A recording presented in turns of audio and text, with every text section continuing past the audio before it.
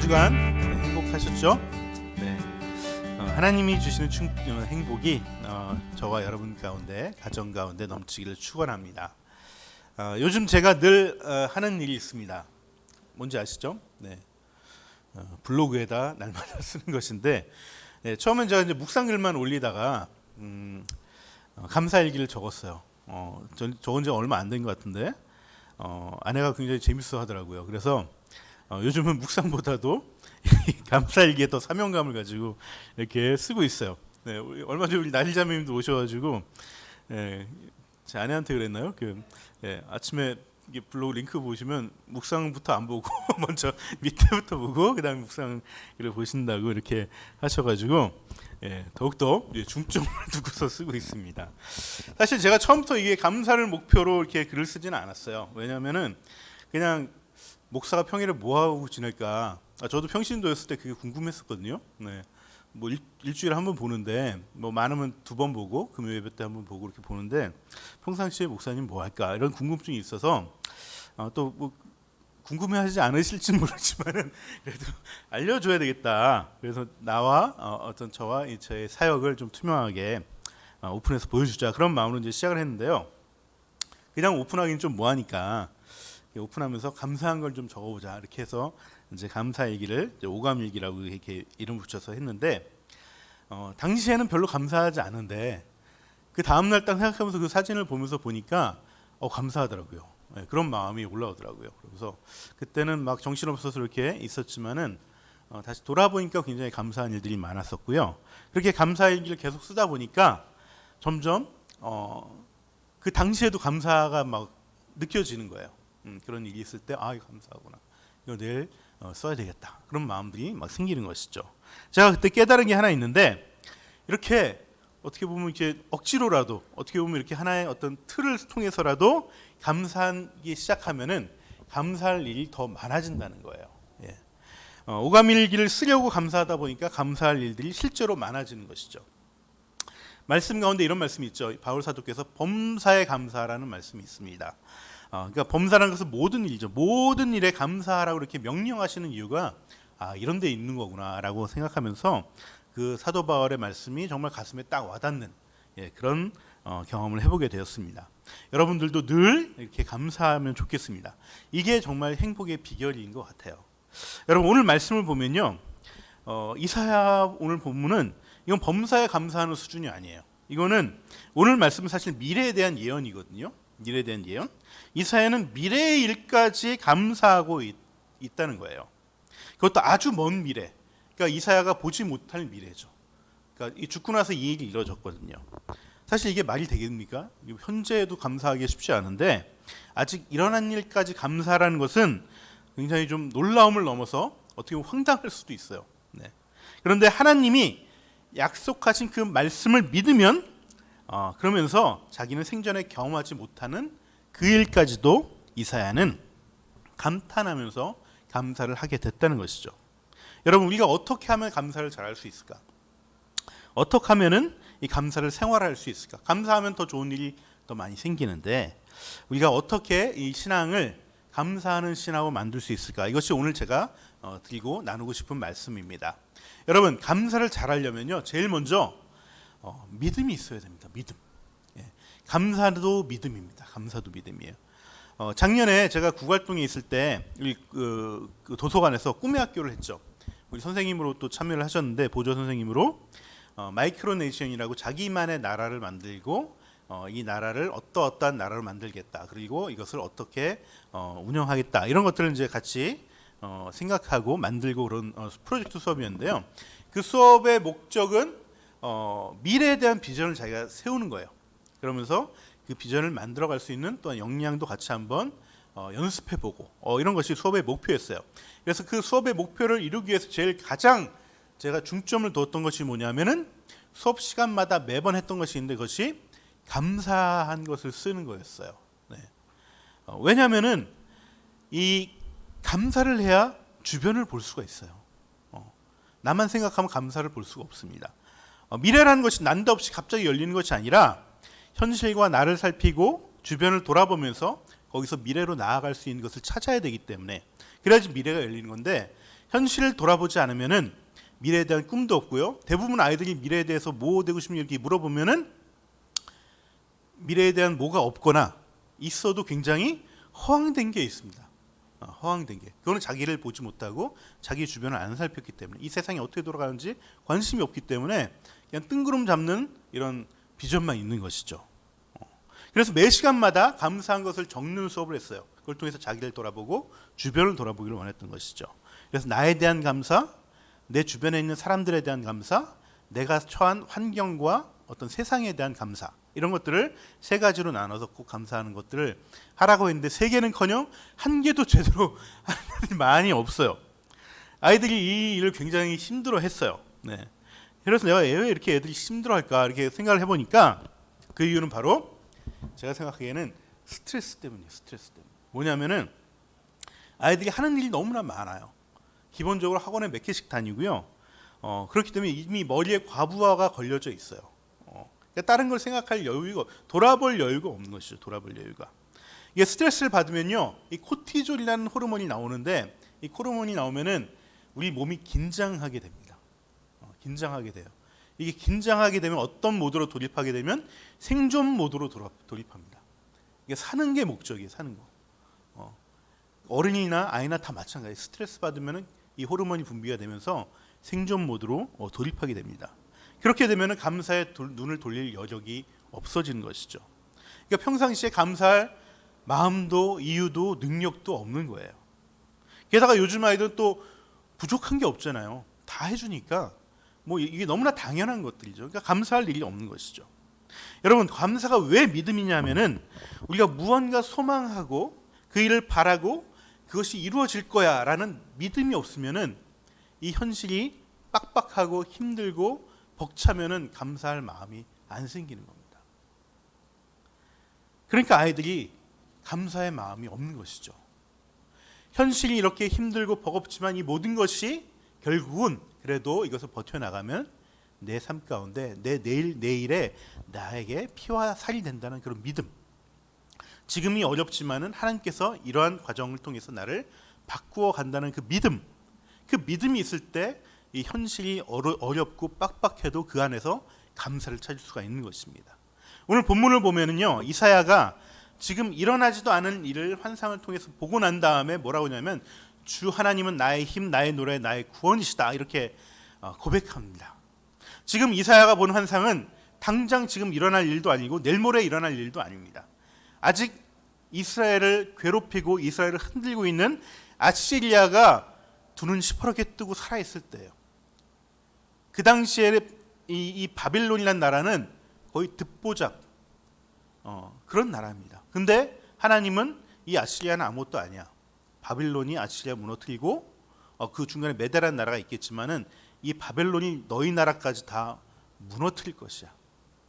하지만 내가 너희들을 다시 70년 만에 회복시킬 거야. 이 약속을 한 것이거든요. 그 아주 먼 미래의 그 약속을 보고서 지금 감사하고 있다는 것이에요. 여러분, 이런 감사의 찬양이 어디서 나냐면 바로 지금의 이런 고단한 현실, 지금 눈앞이 안 보이는 상황이지만은 하나님이 역전시켜 주신다는 그 믿음에서 오는 것이라는 겁니다. 그런데 언제나 이 상황은요, 이렇게 보이지 않는 곳에서 바뀌어 나가는 거예요. 어떤 무슨 일이 일어나서 이거 바뀔 것 같아가 아니라 정말 이 상황의 역전은 믿음과 그 믿음으로 인한 감사로 만들어 간다는 것입니다. 그래서 누군가에게 이 사람 믿음이 없는지를 보면은 간단합니다. 이 사람한테 감사가 있는 사람은 믿음이 있는 거예요. 내 삶에 감사가 없다, 그럼 내 믿음이 약해졌다라고 여러분 생각하셔도 됩니다. 믿음이 있다 하더라도 그냥 머리로만 알고 진짜 가슴으로 내면 깊숙이서 그걸 확신하지 못하는 겁니다. 그러니까 감사가 없는 것이죠. 여러분, 예수님이 어느 날 수많은 군중들을 앞에서 말씀을 전했어요. 말씀 열심히 전하다 보니까 밥 때까지 놓친 거예요. 날이 어두워졌어요. 그래서 이제 이 사람들을 이제 보내야 되는데 너무 사람이 많다 보니까 이 마을에서 말씀을 전한 게 아니라 산까지 들어가서 한 10,000명 이상 모인 사람들 앞에서 말씀을 전한 것이죠. 밥 때가 되니까 이제 가라고 해야 되는데 그냥 갈 수가 없는 거예요. 너무 멀어서 가다가 기진해서 아침부터 막 말씀 듣고 있었는데, 그래서 예수님이 제자들에게 물었죠. 제자들이 먼저 물었습니다. 이 사람들 어떻게 이제 좀 먹이러 보내야 되지 않겠습니까? 이렇게 얘기하니까 이 사람들 가다가 정말 기진해서 쓰러진다. 너희들이 먹을 것을 주어라. 이렇게 얘기를 하시죠. 그때 마침 어떤 꼬마 아이가 작은 보따리를 이렇게 협찬을 했습니다. 그래서 이거 제가 뭐 도시락으로 싸운 건데 좀 이거라도 좀 아마 아이는 뭐 예수님이 드시라고 해서 이렇게 줬을 것 같아요. 근데 가진 거는 이거밖에 없는 것이죠. 12제자들. 12제자들도 먹기 힘든 그런 상황입니다. 근데 우리 제자들한테 이것을 주라고 먹을 것을 주라고 한 것이죠. 그러니까 우리 이거 줄 수 없다. 우리가 가진 건 이거밖에 없다. 이거 가지고 물 누구 코에 붙이냐 이렇게 얘기한 것입니다. 근데 예수님께서는 그때 아무런 지체도 없이 바로 그 보따리를 풀고 그 안에서 물고기 5마리와 보리떡 5개와 물고기 2마리를 꺼내놓고 이걸 가지고 감사 기도를 올리고 축복하고 축사하셨던 거예요. 그리고 나눠줬던 것이죠. 여러분, 만약에 이때 감사하고 축사할 때 사람들이 봤을 때 어떤 마음이 들까요? 아니 저거 예수님 혼자 다 먹은 거 아니야? 뭐 사랑 막 얘기하시더니 저분 뭐 대표로 드시려고 그러나? 막 그런 마음이 들었을 겁니다. 이건 도저히 꿈도 꾸지 못하는 것이죠. 근데 정말 믿음이 있는 사람이라면은 그 속에서 뭔가 반전이 있겠구나라는 것을 기대하게 되겠죠. 왜냐하면 똑같은 상황을 다시 한번 반복하거든요. 마가복음에 보면은 그때도 오병이와 같은 역사가 일어납니다. 근데 그때도 제자들은 믿지 못해요. 한번 경험했음에도 불구하고 그때는 사병7호 이를 가지고 더 많은 사람들을 먹였거든요. 믿지 못하는 겁니다. 그러니까 믿음이 없으면 감사를 못하는 거예요. 여러분, 이 보리떡 5개와 물고기 2마리 정말 택도 없죠. 하지만 이 보리떡 5개, 물고기 2마리가 사실 우리의 현실 아닙니까? 이 월급 가지고 어떻게 살아가야 되지? 이 성적 가지고 무슨 어느 학교에 가야 되지? 이게 우리의 마음이에요. 이 보리떡 5개와 물고기 2마리 같은 내 현실 속에서 정말 감사하는 믿음이 있으면 상황이 바뀌어가기 시작한다는 것입니다. 여러분, 예수님조차도 이 감사하고 축사하지 않았다면은, 그 믿음이 없다면은 이 상황은 역전되지 않았을 수도 있어요. 하지만 예수님은 하나님을 믿고 바로 거기서 감사기도 하고 이것을 나눠줬다는 거예요. 만약 감사기도 드리고 나눠줬는데 안 나온다, 아무것도 안 나온다, 그러면 진짜 예수님 그 자리에서 정말 이런 말씀 드리면 망신을 당하는 것이죠. 그런데 예수님은 그 믿음이 있었고 그 믿음대로 행하셨습니다. 감사하셨고 그것을 나눠주었습니다. 거기에 상황의 역전이 있는다는 것입니다. 여러분, 지금 상황이 그냥 나쁜 상황이 아니라 나를 성장시키고 훈련시켜서 변화시켜 나가는 그 과정 중에 있다는 그 믿음이 나로 하여금 감사를 고백하게 한다는 것입니다. 그리고 그 감사가 많아지면 많아질수록 감사할 것은 더더욱 풍성하게 많아진다는 것이에요. 그러면 이 믿음을 어떻게 키워야 됩니까? 이 믿음은 들음에서 납니다. 늘 말씀을 듣고 그 말씀을 그냥 가벼이 듣지 마시고 정말 소망을 가지고 믿음을 가지고 말씀 듣고 묵상하고 그걸 가지고 기도하는 것이에요. 그러면 자꾸 믿음이 자라고 더욱더 감사가 많아지고 선순환되어 간다는 것입니다. 우리가 그러한 것을 통해서 하나님의 살아계심을, 우리가 역사하심을 체험해야 됩니다. 올해 우리 교회 표 하나님을 경험하는 교회, 감사와 기도로 믿음으로 이것들을 경험하는 저와 여러분이 됐으면 좋겠습니다. 여러분, 이렇게 믿음이 감사를 이끌어 나갑니다. 하지만 이러한 감사는요, 솔직히 말씀드리면은 교회 다니지 아니하실지라도, 신앙이 없으실지라도 할 수 있습니다. 제가 정말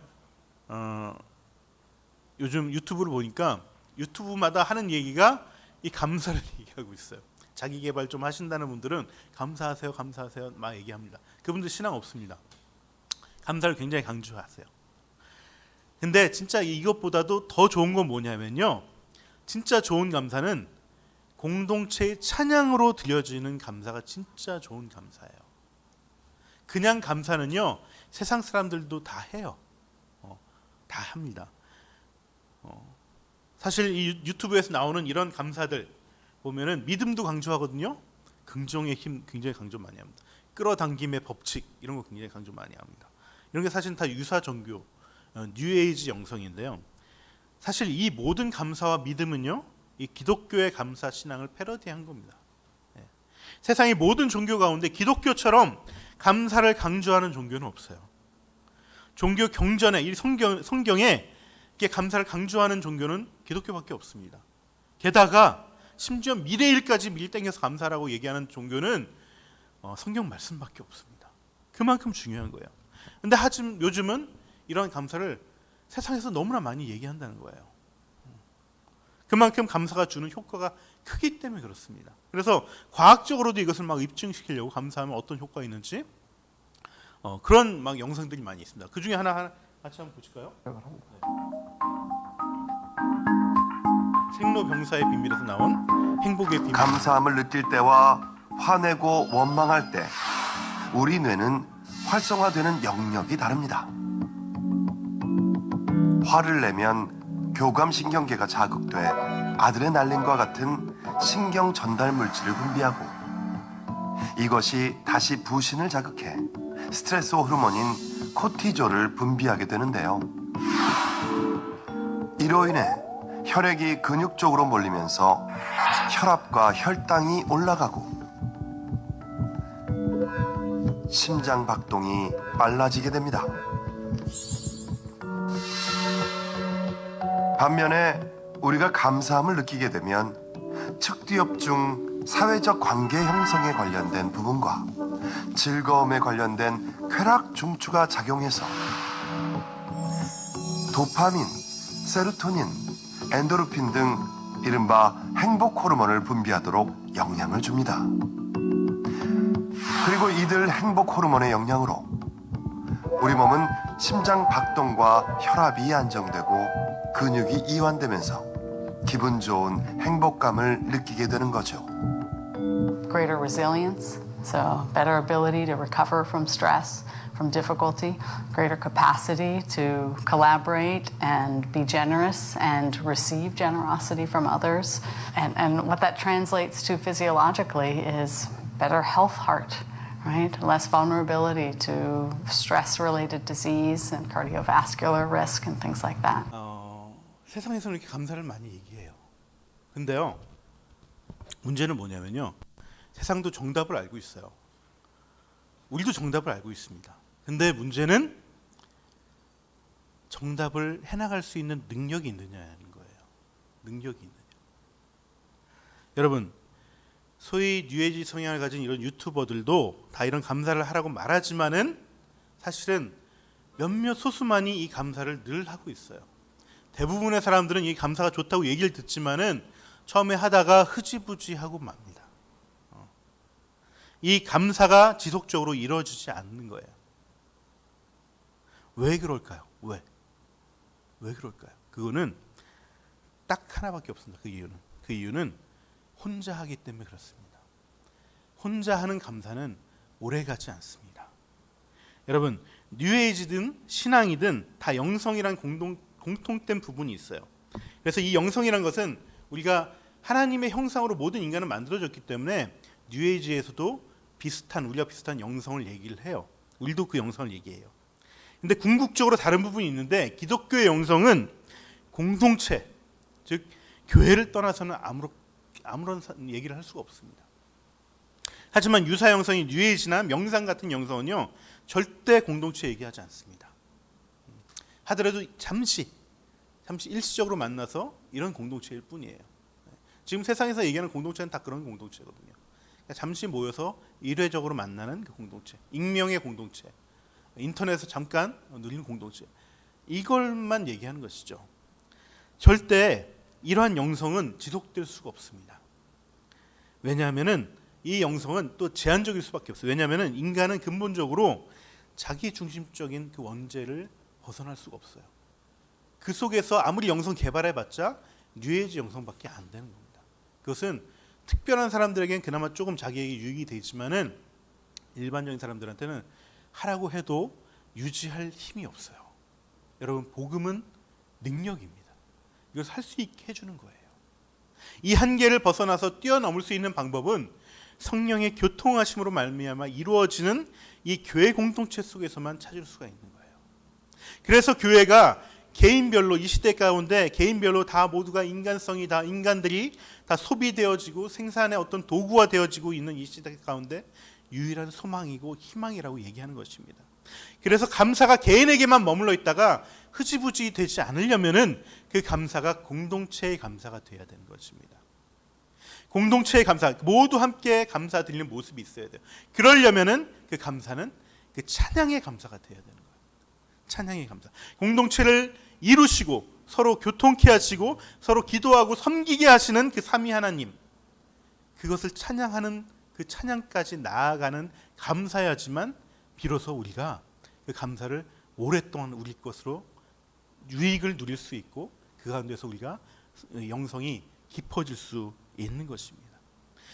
그래서 오늘 본문을요, 본문을 크게 두 부분으로 되어 있습니다. 오늘 본문은 1절부터 3절까지는 어떻게 되어 있냐면 미래의 회복에 대해서, 미래의 회복에 대해서 나옵니다. 그래서 미래의 회복이 됐을 때 이사야가 그것을 보고서 감사를 드린 것이 나오죠. 그런데 4절부터는 어떻게 되냐면 이것이 확대돼요. 이사야가 아니라 이스라엘이 감사하는 걸로 나옵니다. 1절 초반부에는 너는 이렇게 찬송할 것이다 라고 이사야가 어떻게 찬송할 것이라고 얘기를 합니다. 거기에 따라서 감사하고 찬양합니다. 4절에는 그날이 오면 너희는 이렇게 찬송할 것이라고 얘기합니다. 공동체로 확대되는 것입니다.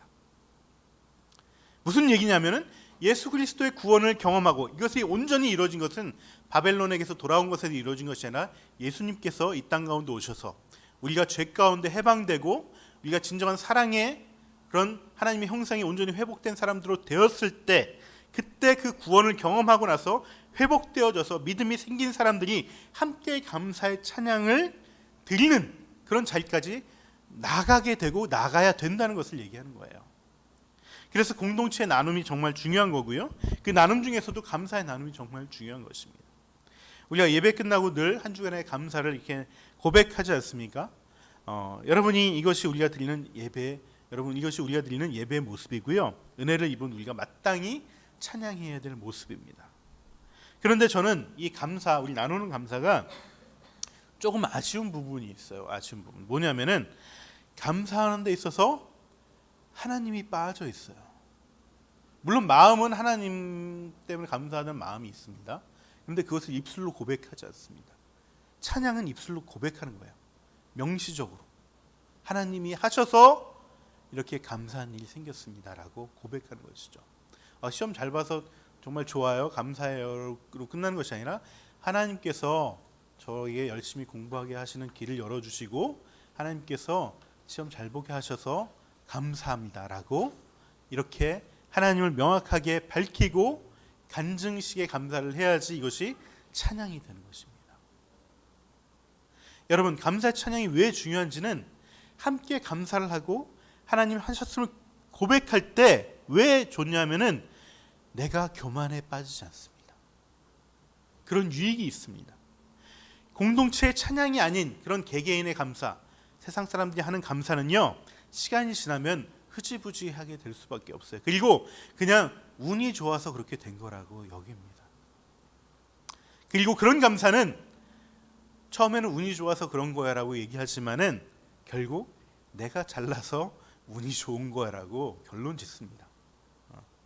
그리고 결국 교만에 빠지게 되는 것입니다. 여러분, 제가 이쯤에서 이사야서 전체 구조를 좀 간단하게 좀 말씀드리겠는데요.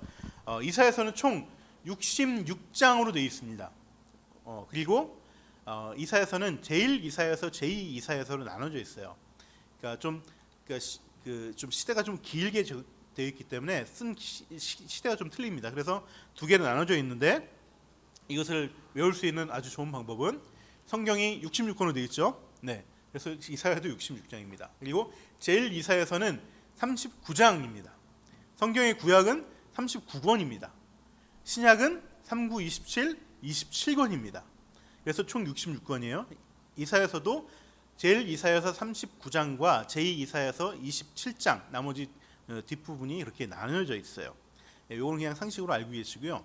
진짜 중요한 건 지금부터 말씀드리는 건데 제일 이사야서를 보면은 1장부터 39장을 보시면은 앞에 12장, 뒤에 12장, 28장부터 39장까지가 이스라엘의 심판과 회복을 얘기하고 있습니다. 그리고 가운데 요즘 우리가 매일 묵상하고 있는 본문 13장부터 27장까지는 아시리아, 바벨론 이런 제국들 뿐만 아니라 그 주변의 많은 이웃 나라들, 열방들에 대한 심판과 경고를 얘기하고 있어요. 우리가 성경을 이렇게 앞뒤가 똑같고 가운데 뭔가 있는 것을 이게 샌드위치 구조라고 얘기하거든요. 햄버거처럼 빵 두 개 사이에 이게 햄이 있는 것처럼 이렇게 성경이 기록되어져 있는 이유가 있습니다. 그건 뭐냐면은 이스라엘은 똑같은 다 심판이 있죠. 열방도 심판이 있고 이스라엘도 심판이 있습니다. 하지만 이스라엘은 회복되어진다는 것이고 열방은 심판으로 멸망되어진다는 것을 강조하는 것입니다. 이런 말을 하면요, 세상 사람들이 굉장히 기분 나빠합니다. 뭐야, 하나님 지네 저런 교회만 축복하는 거야? 나 저런 하나님 믿기 싫어. 그렇게 얘기합니다. 그래서 절대 이런 얘기 밖에서 하시면 안 됩니다. 네, 그래서 이렇게 예수 천당 불신지옥 가면 안 됩니다. 뭐야, 예수 믿으면 천당 가, 우리는 지옥이야? 그러면 이제 절대 교회에 대한 반감만 생깁니다.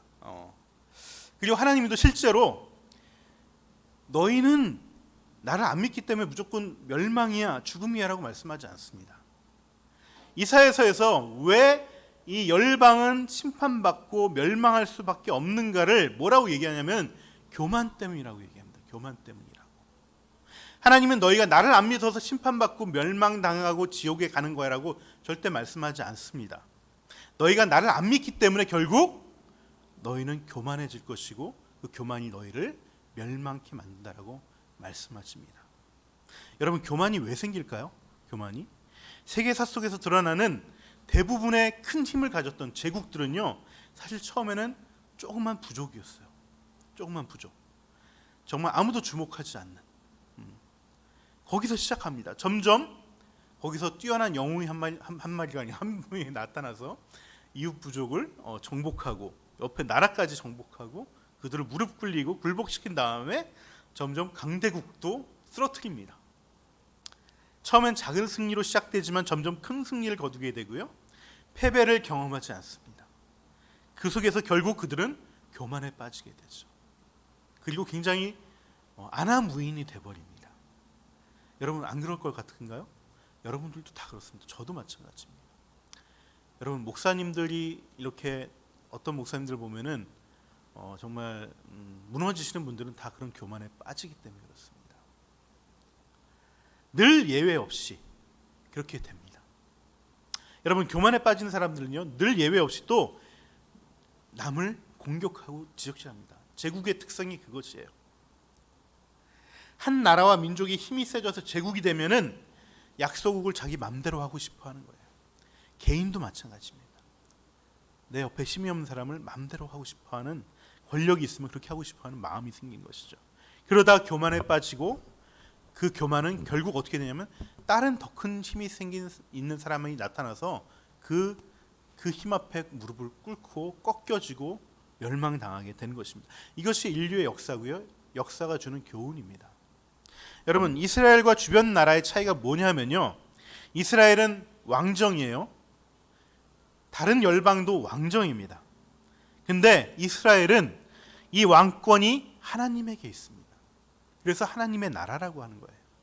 아까 하나님의 나라가, 그 나라가 왕권이라고 했죠. 하나님에게 왕권이 있습니다. 물론 형식적으로는 왕을 주어졌어요. 그것도 원래는 안 주려고 그랬다가 이스라엘 백성들이 우리도 왕을 달라고 계속 쫄라대가지고 하는 수 없이 왕을 세웠던 거예요. 근데 하지만은 이 나라는 하나님이 다스린다는 것을 명백히 밝히고 있습니다.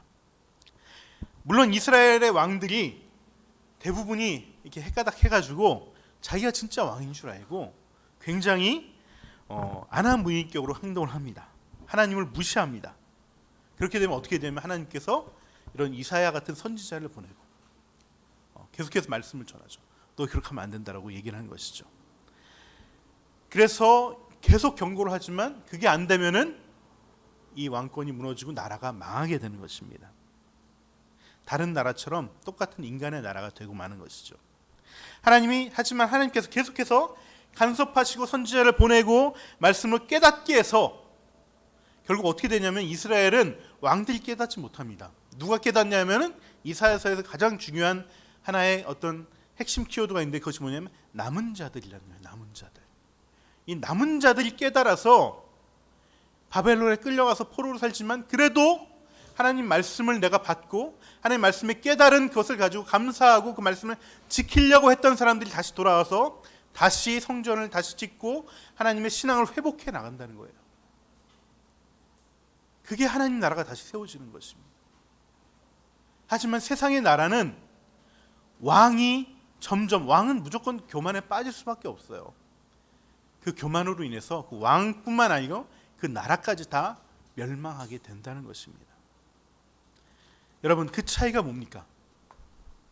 하나님의 나라는 왕이 타락하고 왕이 교만에 빠져도 하나님이 그 백성에게 계속해서 말씀해 주시고 선지자를 보내시고 성령을 통해서 감동을 주시고 붙잡아 주셔서 결국 다시 회복되어지는 것입니다. 공동체가 살아있게 만드시는 거예요. 그 말씀 가운데 힘들지만 감사하고 믿음 가운데 나갔던 그 남아있는 사람들, 그 공동체가 결국 이 이스라엘을 회복시키는 것입니다. 하지만 다른 나라는 이 공동체가 없어요. 영웅이 움직이는 나라예요. 그 영웅들은 예외 없이 다 교만에 빠지고 멸망하게 되는 것입니다. 이스라엘 공동체 안에 말씀으로 회복된 그 공동체 안에 감사와 감사의 찬양이 있기 때문에 그렇습니다. 그래서 이 이스라엘이 다른 점을 바로 전반부 1장부터 12장의 마지막 장인 12장에 너희들이 진짜 회복되어야 될 모습은 감사하는 공동체라는 것이, 그것이 너희들이 영원한 나라로 남아있게 되는 비결이라고 얘기하는 것입니다.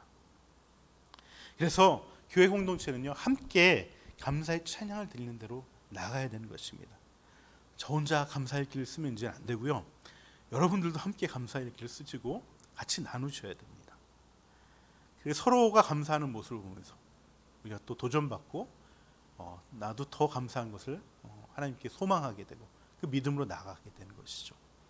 그래서 이번 주부터는 우리 다 함께 일 감사를 하면 좋겠습니다. 물론 이게 뭐 저처럼 이게 블로그 쓰라는 말씀은 아니고요. 그냥 단톡방에 그날 있었던 일 가운데 감사한 거 하나를 뭐 사진이 있으면 더 좋고요. 없어도 이렇게 해서 하나님께서 저에게 이런 일을 이루어 주셨어요. 이런 것을 깨닫게 해주셨어요. 그래서 이것이 감사합니다라고 썼으면 좋겠습니다. 네. 뭐 더 많이 쓰셔도 됩니다. 3개 쓰셔도 되고 5개 쓰셔도 되고요. 뭐 저녁에 안 쓰셔도 됩니다. 그 감사를 느꼈을 때 그때 바로 쓰시면 됩니다. 뭐 한 두세 줄 카톡에 쓰시면은 네, 좋습니다. 그리고 누가 써준 거 있으면 함께 감사하면 되는 것이죠. 이게 공동체의 감사입니다. 그 감사가 모여서 우리가 주일날만 감사하는 것이 아니라 평상시에 감사가 모여서 주일날 함께 드려지는 것, 이것이 진정한 예배라는 것입니다. 그렇게 우리 이번 주부터 해봤으면 좋겠습니다. 그래서 저희가 꿈의 학교 할 때 했던 나에 대한 감사, 그러니까 내가 나와 하나님과의 관계에서의 감사, 내가 깨달았던 게 있잖아요. 그것을 감사해도 되고요. 내 마음이 변화됐던 걸 감사해도 되고요. 내 말이 변화됐던 거, 나는 평소에 이렇게 얘기했는데 내가 이런 얘기도 할 수 있네, 그러면서 이런 감사, 나에 대한 감사. 나에 대한 감사라는 것은 하나님과의 나의 관계에서 감사를 얘기하는 겁니다. 또 내 주변 사람들에 대한 감사도 좋습니다. 특히 배우자에 대한 감사 너무 좋습니다. 너무 좋습니다. 정말 배우자에 대해서 감사하세요. 그러면 진짜 감사한 일이 자꾸 생기다니까요. 배우자 때문에. 네. 믿으세요. 네, 믿음으로 하시기 바랍니다. 네, 믿음이 없으면 감사가 안 됩니다. 네, 이 감사해서 내 자녀들에 대한 감사. 우리 학생들은 부모님에 대한 감사. 지금 우리 유아방에서 부모님에 대한 감사를 아마 하고 있을 거예요. 네. 그런 감사, 이걸 해주세요. 이걸 하면 됩니다. 그리고 내 주변의 환경에 대한 어떤 이 세상에 대한 날씨가 감사한 것도 감사한 겁니다. 네. 이런 감사. 아니면 내가 어떤 원하던 것이 있었는데 뭔가 생겼다는 것도 되게 감사한 거죠. 네. 근데 그런 것들은 뭐 좀 특별한 경우고요. 정말 사람에 대한 감사가 가장 먼저예요. 내 자신에 대한 감사, 나에게 행하신 하나님의 어떤 마음의 변화에 대한 감사, 하나님과의 관계가 더 깊어진 감사, 그리고 내 주변 사람, 멀리 있는 사람 말고요. 네. 우리 문재인 대통령이 훌륭한 일을 하셨습니다. 이런 거 말고 내 주변에 내 아내, 내 남편이 저런 표정을 짓네, 감사하군요. 저런 말을 나한테 해줬네, 감사하군요. 이런 것들, 내 자식이 사람이 돼가네, 감사. 이런 거 해주면 얼마나 좋습니까? 이런 감사를 같이 나눠줬으면 좋겠습니다. 말씀의 결론을 맺겠습니다. 여러분, 감사할 게 없다고 감사하지 않는 것은 하나님에 대한 믿음이 없어서 그런 것입니다. 믿음을 가지고 하나님께 감사하시기 바랍니다. 감사하면 삶이 변화되게 됩니다. 그리고 감사는 그냥 감사로 끝나는 것이 아니라 공동체의 찬양으로 바뀌어져야 됩니다. 표현되어야 됩니다. 그래야 우리의 감사가 흐지부지 되지 않고 늘 하나님의 역사하심을 경험하면서 그 감사할 거리가 더욱더 많아지게 되는 것입니다. 저와 여러분이 이러한 감사를 생활화해서 하나님을 경험하는 올해가 됐으면 좋겠습니다. 우리 같이 감사 찬양 같이 하겠습니다.